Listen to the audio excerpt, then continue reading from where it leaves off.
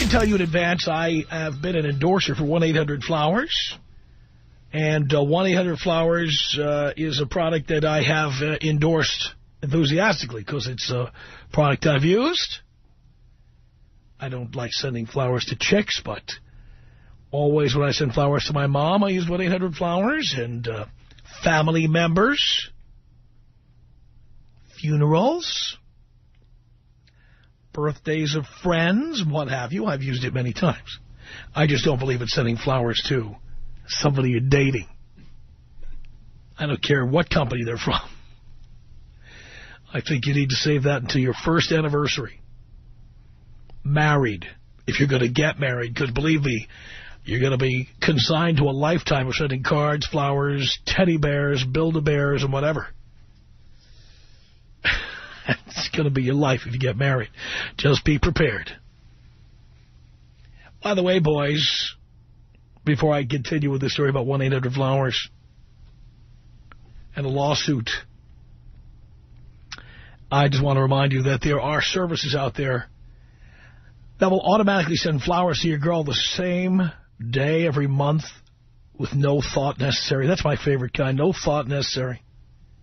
She thinks you sat down and wrote out a card. She thinks you sat down and picked out the flowers. When in reality, some of these companies will just, they just say, what day of the month do you want them sent? And they send them on the same day every month. One time I dated a chick whose ex-husband used to, quote-unquote, send me flowers any month just because. That's what I was always being compared to him. Because he used to send flowers every month. I'm like, don't kid yourself. He sent flowers for you one time. He paid, $600. And they sent them every month. It was automated. He had nothing to do with it. But I had to hear about it. Of course, I wasn't sending any flowers, and I had no plans on sending any flowers because we were just dating. All right, anyway, just for purposes of being transparent, understanding where my feelings are about 1-800-Flowers, I'm an endorser of 1-800-Flowers because I've used the service. I don't do a lot of endorsements. Many of you think I endorse everything under the sun. Well, the reality is I turn down most endorsements. I do a limited number for products I've used and products where I know the people involved and I can recommend them without fear of, like, lawsuits or regretting it later. You will note that over the years in the TV and radio business, there have been a variety of products that people hawk that later on end up in front of the Federal Trade Commission and what have you. You'll notice you don't see my name appearing in any of those because I stay away from all the wackier ones. And I endorse products I would actually buy. And 1-800-Flowers is one of them. Okay, so now that you understand that, let me tell you this story, okay? It's from a website called AboveTheLaw.com. And this is, again, I'm quoting them because, remember, I'm an endorser of 1-800-Flowers.com. But here's what AboveTheLaw.com said. If you're a married man planning on sending flowers to your mistress, we have a tip for you. Do not use 1-800-Flowers as if you needed to be told. Says here, check out this interesting case filed in the Southern District of Texas. That's Houston. And included in this morning's courthouse news service. It's Leroy Green versus 1-800-Flowers.com. A breach of contract action. This is like one of these law journals. This lawsuit is a breach of contract action in which the defendants, that's 1-800-Flowers.com, according to the complainant, agreed to keep the plaintiff's order of flowers for his girlfriend private, with no record of the transaction mailed to him at his home or office. Months later, 1-800-Flowers, according to the complainant, sent a thank you card to the plaintiff's home, and his wife called the defendant for proof of the purchase. So the wife calls 1-800-Flowers and says, hey, could you send me a copy of the receipt? And according to the plaintiff, 1-800-Flowers faxed the plaintiff's wife proof of his order of flowers for his girlfriend, which resulted in a divorce being filed.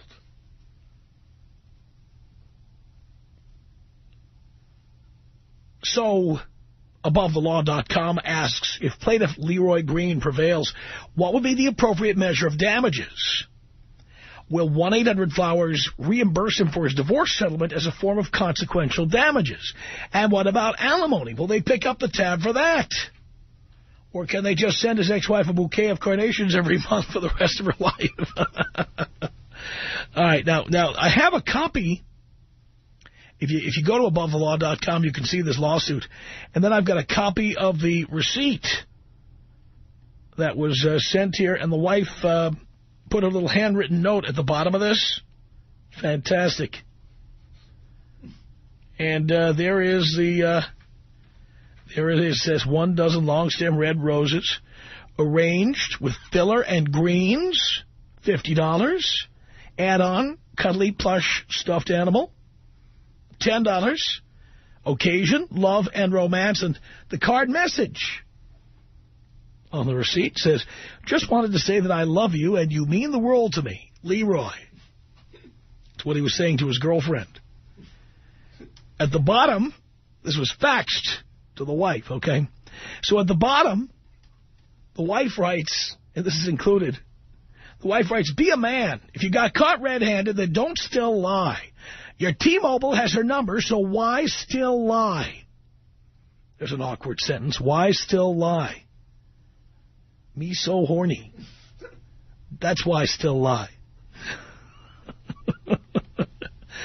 All right, so there's the story. Now, the reason I'm bringing up this story is not to bash 1-800-Flowers or any particular flower company. That's not really the deal.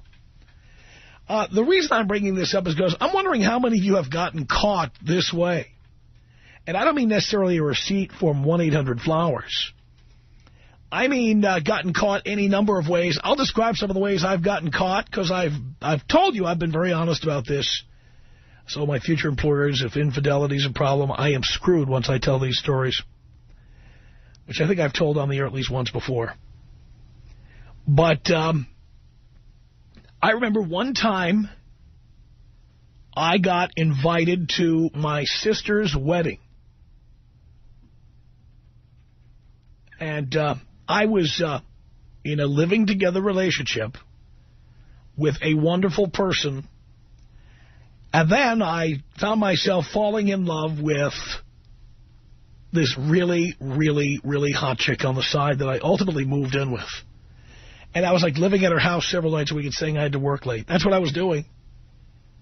And my wonderful girlfriend was so understanding and tolerated this while I continued to sleep 3-4 nights a week at this other girl's place.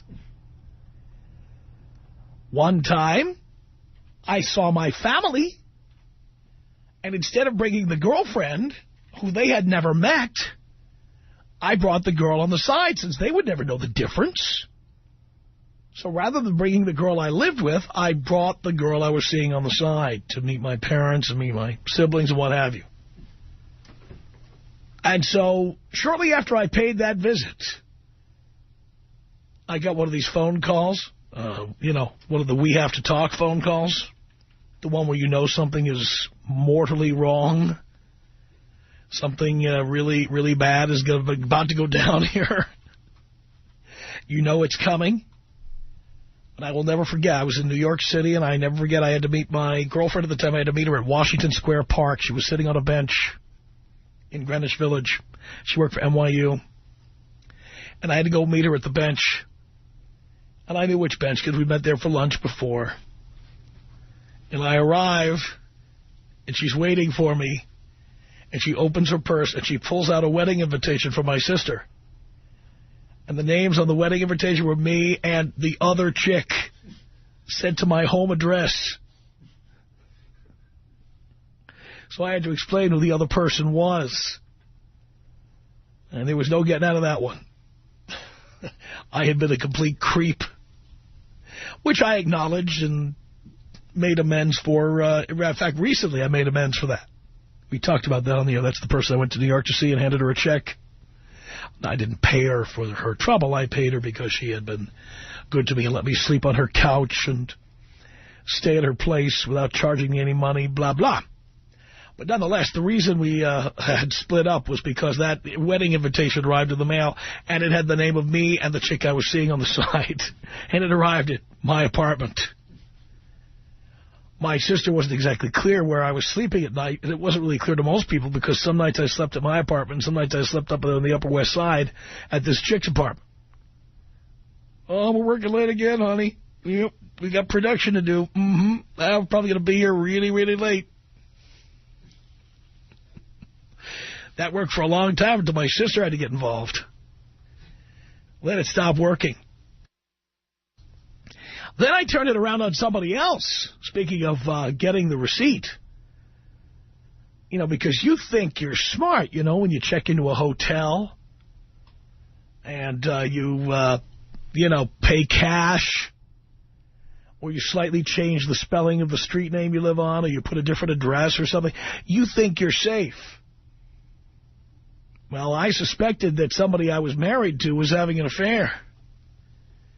And I actually found charges at a hotel. Now, the charge was for like $60. And it was a really nice hotel. And it was clear to me this was not a hotel room she paid $60 for, because the hotel was too nice. So I brought her the American Express bill, and I said, why did you spend $60 at this hotel?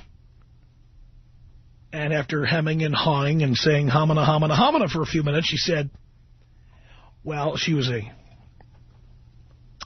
the TV business, and she said, well, we were doing a press conference at the hotel, and I bought lunch for the guys.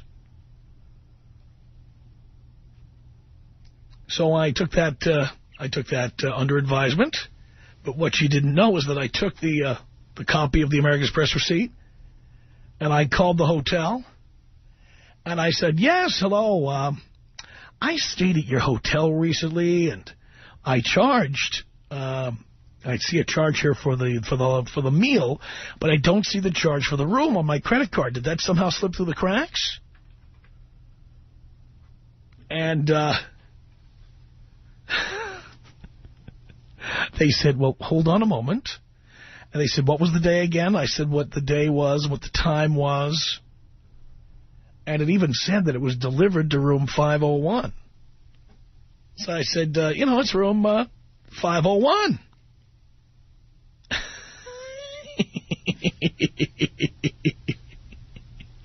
So they come back on the phone with me.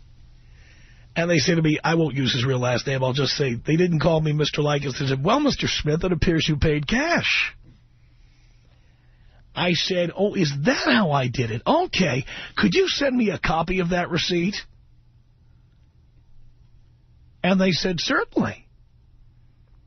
And I said, also, because, you know, my boss is hounding me for this, could you send me an itemized bill for what I had for lunch? So that night, my ex came home from work, and I said to her, I've got a riddle for you. What do 2 chicken sandwiches on croissants, a jug of Chardonnay, and 2 orders of chocolate mousse have in common? And she said, I don't know what you're talking about. I said, well, they were all delivered to your room, room 501, at 5:50 p.m. on June 26th. I said, you must have been awfully hungry. And may I ask, our house is only 1 mile from this hotel. Why did you need to check into the hotel and order 2 chicken sandwiches and a jug of Chardonnay at 5:30 in the afternoon? She said, by the way, in the face of that evidence, she still denied it. Denied it for the next 12 years. But I continue to find stuff like that. I was amazed at how willing the hotels were to cooperate. No proof of my identification. I kept claiming to be the boy. Once I found out the name of the guy she was doing, Mr. Smith or whatever it was, and I knew who the guy was because he was a coworker, I just started calling hotels and saying my name was his name, and I needed a copy of my bill, and the hotels just kept sending me copies. I mean, I got stacks of hotel bills. And what he would do is he would sign into the hotel, pay cash, and then he would take his real home address and transpose 2 of the digits. That's what the trouble he went to, try to hide his identity. Found it. And once I got all that stuff together, I took it all and Xeroxed it and put it in a nice, neat package and mailed it to that guy's wife at her job. So he couldn't get it at the mailbox at home. And then pretty soon she tossed him. So I'm wondering if this has happened to you. Have you ever gotten caught this way? I mean, I've gotten caught this way. And then after I got caught, I started to get ideas on how to catch other people. And certainly now you have this guy suing 1-800-Flowers because he says they sent a thank you card to his home for his recent order. And then his wife got the thank you card, and she called them, according to him, she called them, and they sent him a receipt. They sent a receipt to his home, which his wife absconded with, and is now using in a divorce action. So now I guess the guy who's the victim here is saying that 1-800-Flowers should pay the cost of his divorce. Have you ever gotten caught this way? Tom Leykis. 1-800-5800-TOM. Is she good in bed? Oh, yeah. Can she suck a medicine ball through a garden hose? I got to try that one night. The Tom Leykis Show. It's the Tom Leykis Show at 1-800-5800-TOM. That's our telephone number. Thank you for tuning in. And we're talking about the guy who's suing 1-800-Flowers because he says after he bought flowers for his mistress, they sent a receipt.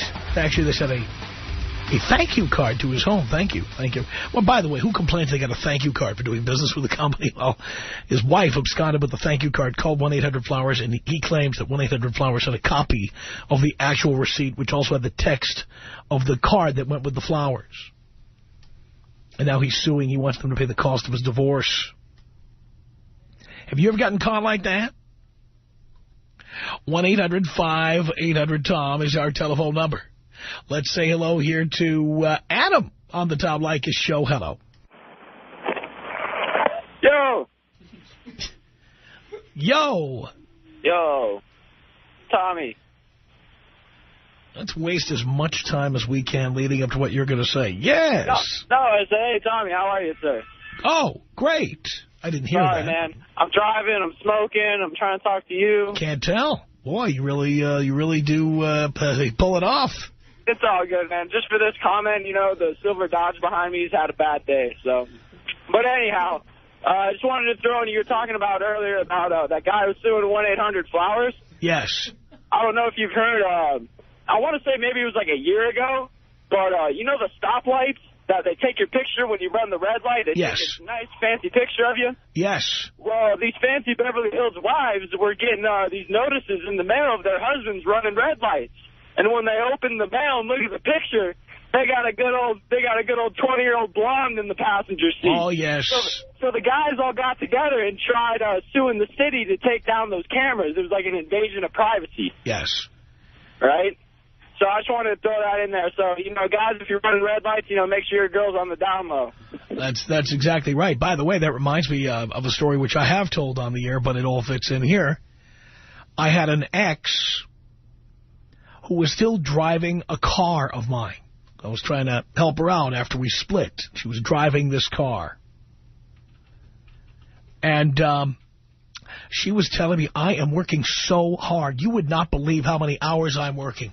Oh, my God. I go to work at the crack of dawn every day, and I'm there all day long, hour after hour after hour, and people want me to do this and do that and write these reports and go to meetings, and I'm always busy, busy, busy, busy, busy.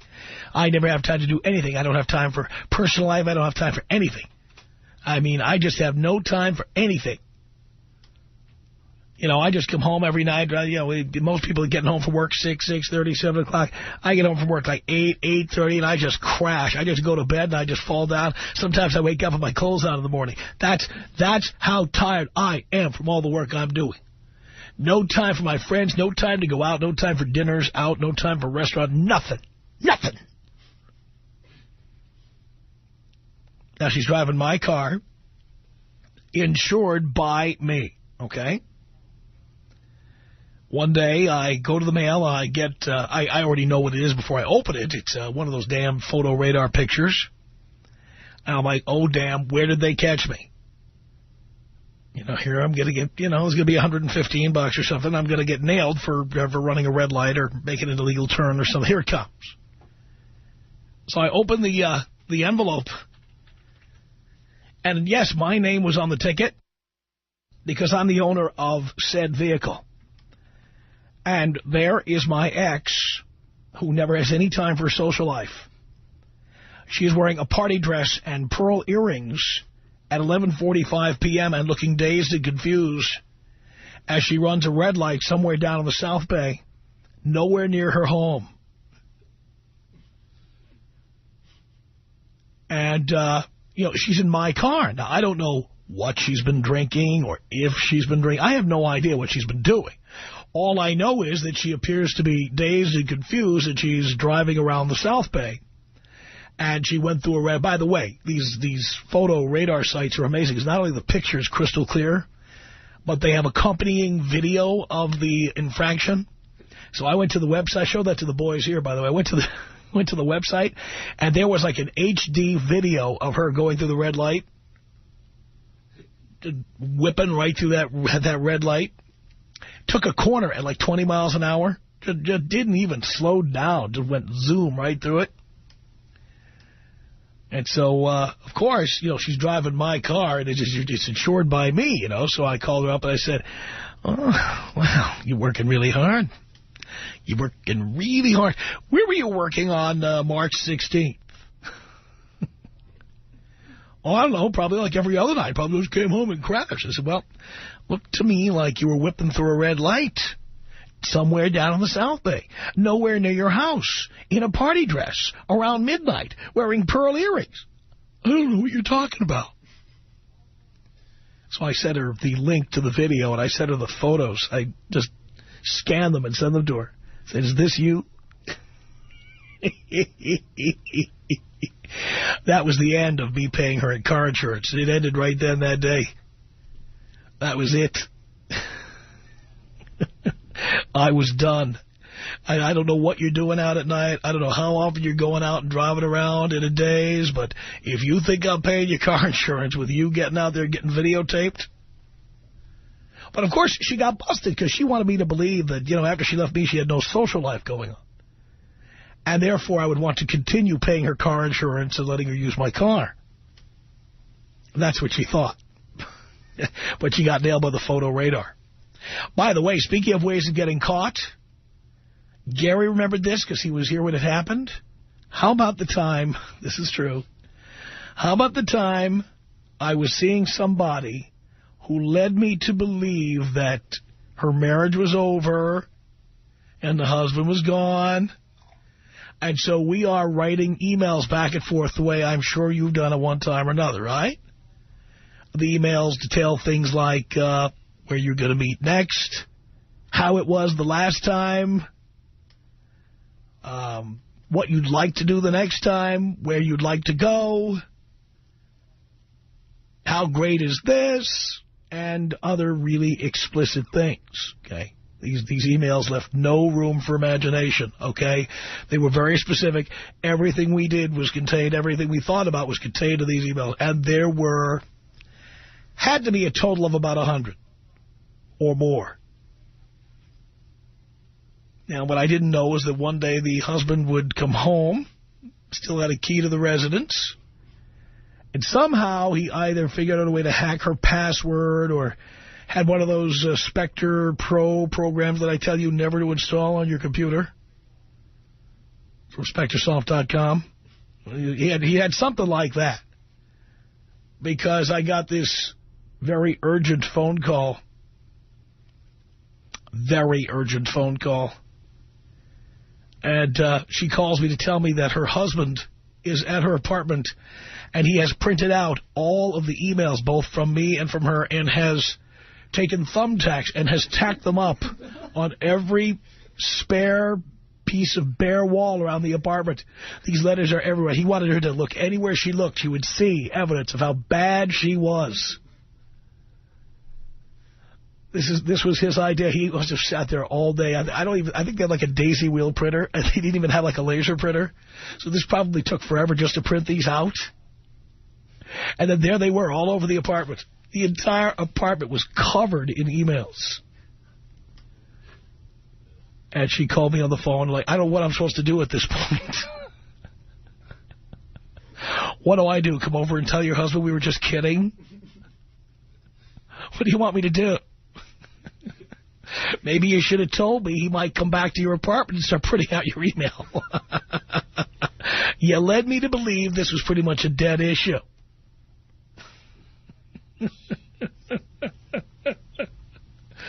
Yes.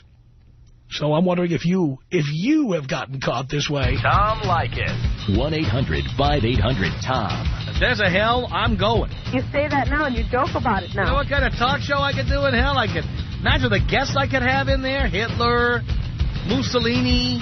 Right? I'd be the Larry King of hell. It'd be great. The Tom Leykis Show.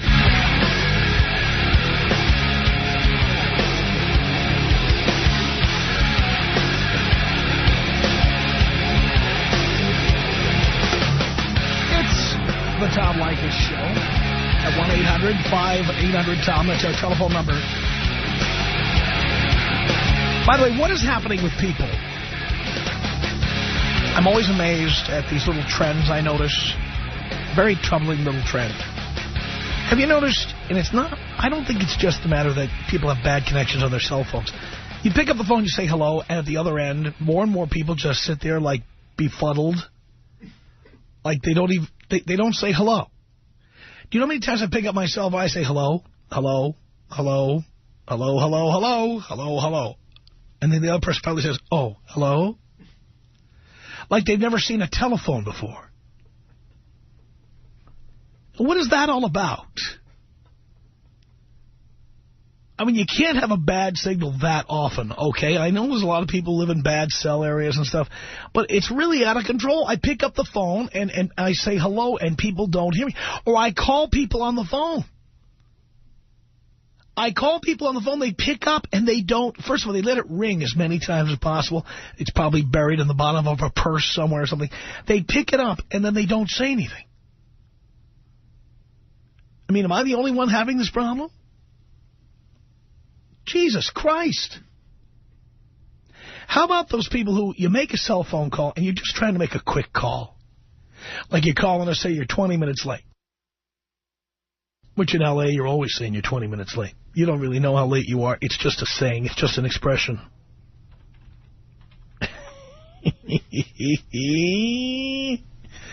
Right? You call up, you try to make a quick call. I have these people who refuse to have a telephone conversation unless the connection is crystal clear perfect. So it'll be like me calling up going, it'd be like this. It'd be like, hello? I just wanted to say I'm going to be about 20 minutes. Hello?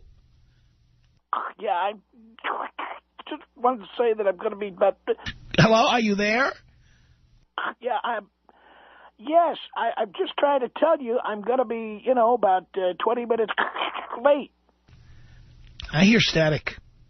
Could you call me back? You just heard what I said. I said I was going to be 20 minutes late. It sounds kind of staticky. Could you just call me back? Call me on my landline, and maybe it'll sound better. But you don't need me to call you back on the landline because I'm... come on. It's me. I'm 20 minutes late. There are people who just like they just have to complain about this. They can't function if everything doesn't sound perfect and work perfectly. It's like, 20 years ago it would have been a miracle to think you could take something out of your pocket and talk on it to somebody at the other end, okay? Now there are people who just that kind of person. They freak out if the connection isn't absolutely perfect. Or they don't say hello. I mean, they sound like their own grandparents, Have you ever seen a phone? You pick it up. It's like etiquette. You pick up and say, hello. Or in other countries, they say, bueno, pronto. They say something. They say something. They pick up the phone and they say something.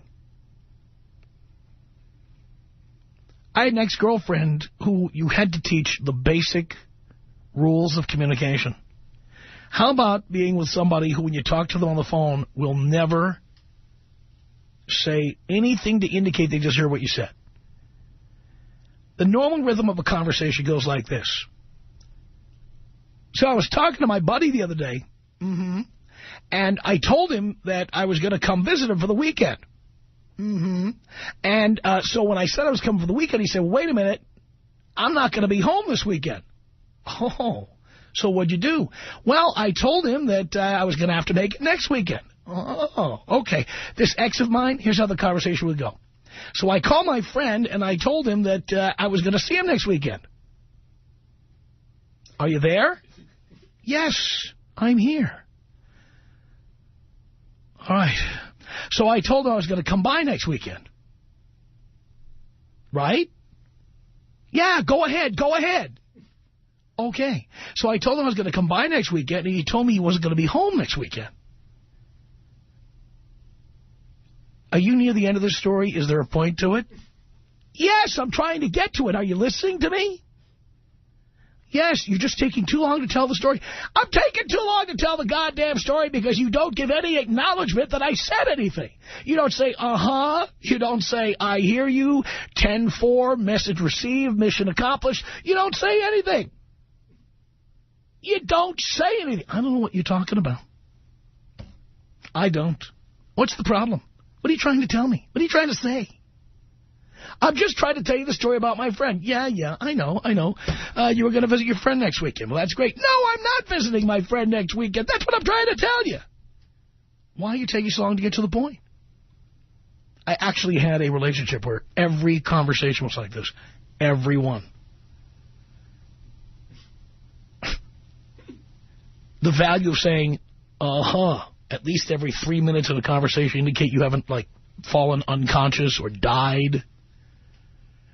Or that you haven't started watching entertainment television again to kill time until I'm done talking to you, which I know you were doing, and you know who you are. I'm trying to talk to you, and you're watching the 100 most fantabulous celebrities in Hollywood on E! Or whatever that show is called. One of the most startastic stars. Or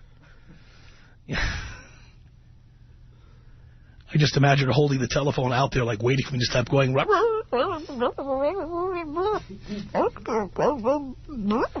She could hear that in the distance. Jesus.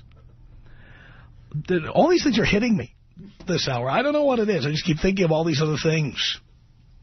1-800-5800-TOM. Did you ever get caught? Did you ever get caught like the guy says he got caught from 1-800-Flowers? The guy who bought flowers for his mistress. And he said to the person when he gave the order, hey, I don't want a receipt. I don't want any record of the purchase sent to my home. And they said, okay. And then they, according to him, sent a receipt to his home, which his wife absconded with. And let's say hello here to Lindy on the Tom Leykis Show. Hello. Hi, Tom. Big fan. Big fan. Thank you. Thank you for bringing it home every day. Hey, Tom. Okay, I have a great story. Okay, so I was considering getting divorced, which I am in the process right now. And so we have this Vonage system at our home, and it's, where it's the telephone system, but it goes through your computer so you can listen to your voicemails. Yeah, I have one of those. It's a VoIP phone. I have one of those. Okay, so anyways, I have it. So it was going to my husband's voicemail, and I said, hey, will you, transfer it to me so I can check the calls at home, because he couldn't check them at home for some reason. So he transferred the address, the internet address, to me. So I got a confirmation saying, we've received your change from blah, blah, blah at Hotmail to my email address at AOL. So I said, blah, blah, blah, Hotmail. I didn't know he had Hotmail address. Okay, so I'm already considering, I really think we should get a divorce, whatever, in my head. So I go on to this Hotmail, and I just put in his Hotmail address, and sure enough, wait a minute, you didn't just put in his Hotmail address. You had to put in a password. How did you know what his password would be? Come on. Every guy has the same password for every single thing they have. So I took a wild guess. I put in a password, and sure enough, boom, up pops his Hotmail address. Okay, so I'm minding my own business. I'm just checking his Hotmail address. And then I see so-and-so registration at a Mates One intimate dating service. Now, we're not separated. I'm in my head, we're Mates One intimate dating service. So I pull up his thing, his Mates One intimate dating service. So I pull it up, and, welcome, blah, blah, blah. So I read his profile. So now I'm like, what the hell? Okay, so this goes on for a few days. I'm trying to wait, what? No way. So anyways, then I go back to it. I pull up the profile, and, I pull up the profile, and sure enough, it says his name. It says he's married, and it says he's looking for women between 19 to 29 he's looking for women. And then explains what he looks like, whatever. So I'm like, who isn't looking for that, by my the way? God. Are you there? Yes, yes, okay. I am. So I'm, so of course, what do? I say, you know what? I'm going to get divorced. But why I'm going to get divorced, I might as well change his profile a bit. So now his profile is no longer women between the ages of 19 and 29, but he's looking for men between the ages of 19 and 25 that are into cross-dressing and bondage. So that's kind of how. Then I filed for divorce. I made a copy and I gave it to my attorney. Very, very nice. So what do you think? Good work on that, dear. Thank you. Will you blow me up, please? Of course I will. Thank you.